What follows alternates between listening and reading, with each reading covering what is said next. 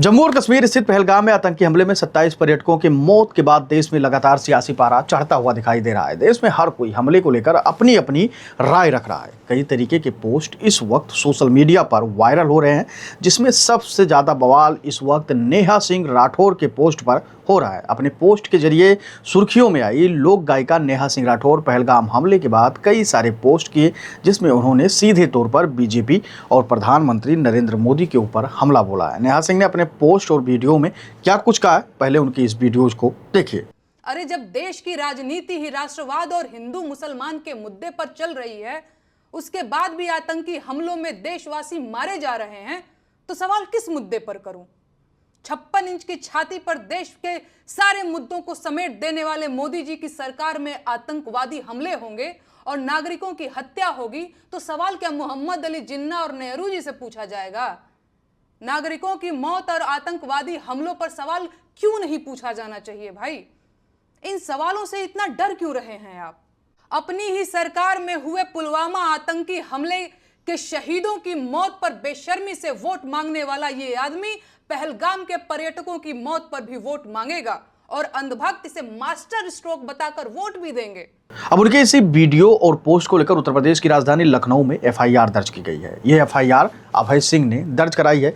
FIR के बाद नेहा सिंह राठौर ने प्रतिक्रिया भी दी है। राठौर के खिलाफ भारतीय न्याय संहिता के अलग अलग 10 धाराओं में ये एफआईआर दर्ज की गई है। इसके अलावा आईटी एक्ट की धारा भी जोड़ी गई है। खुद पर दर्ज की गई एफआईआर के संदर्भ में नेहा सिंह राठौर ने सोशल मीडिया साइट एक्स पर प्रतिक्रिया दी है। उन्होंने लिखा कि मेरे ऊपर एफआईआर हो गई है, होनी भी चाहिए। एक मामूली लड़की इतने बड़े लोकतंत्र में सवाल कैसे पूछ सकती है? लोकतंत्र का साइज तो देखो, दुनिया का सबसे बड़ा लोकतंत्र है भाई। धन्यवाद सीएम योगी आदित्यनाथ, धन्यवाद पीएम नरेंद्र मोदी। मेरे पास सिर्फ 519 रुपए ही हैं। एक अन्य पोस्ट में नेहा सिंह राठौर ने लिखा, मेरे ऊपर लखनऊ में एफआईआर दर्ज हो चुकी है, क्या कोई वकील मेरी मदद कर सकता है? मेरे पास वकील की फीस देने के लिए पैसे नहीं है। मेरे आईसीआई बैंक अकाउंट में सिर्फ 519 रुपए हैं, जिसमें से 500 रुपए तबला वादक को देकर कल मैं एक नया गाना रिकॉर्ड करूंगी। दूसरी ओर प्राथमिक में कहा गया है कि लोक गायिका नेहा सिंह राठौर द्वारा आपत्तिजनक पोस्ट कर राष्ट्रीय अखंडता पर प्रतिकूल प्रभाव डालने, धर्म जाति के आधार पर एक दूसरे समुदाय के विरुद्ध अपराध करने के लिए उकसाया जा रहा है। अभय सिंह की ओर से उपरोक्त ये एफआईआर लखनऊ के स्थित हजरतगंज थाने में दर्ज कराई गई है। अब देखने वाली बात यह होगी कि सरकार इस पर क्या कुछ कार्रवाई करती है।